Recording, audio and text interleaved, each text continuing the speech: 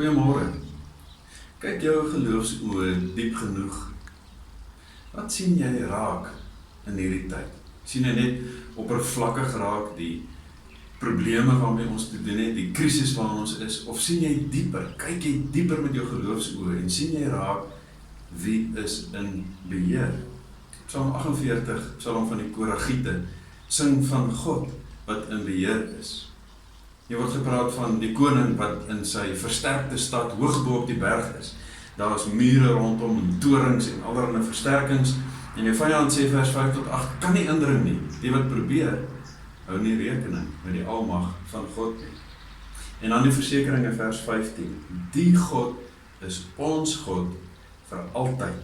Hy sal ons altyd lei.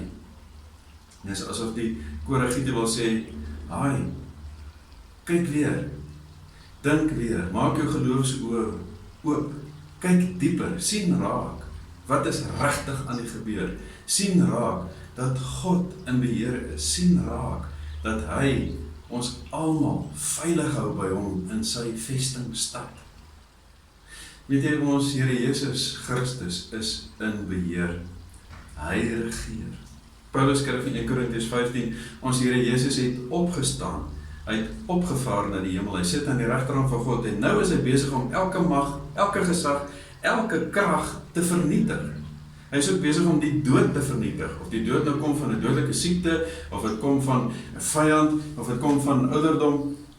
Ons Here Jesus is ook besig om die dood finaal te vernietig.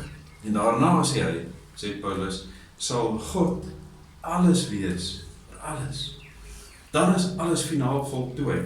Dan kan ek en jy finaal ingaan in die ewige heerlikheid saam met God. En daarom maak jou geloofsoë vandag weer waarheid oop. Kyk fyn. Niks en niemand kan hierdie sekerheid, hierdie feit waarvan Psalm 48 praat, dat ons by God in sy vestingstad veilig is. Niemand kan dit van ons wegneem nie. Hy is ons hemelse Vader. Hy het ons lief. Hy het ons duur gekoop. Hy vergewe ons. Hy hou ons veilig. Mag dit ons almal se troos wees, juis ook in hierdie onseker tye.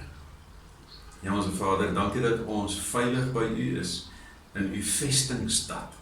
Dankie dat U wat Vader, Seun en Heilige Gees is, altyd by ons is, ons nooit alleen los nie, en juis ook in die tyd, ons veilig hou by U.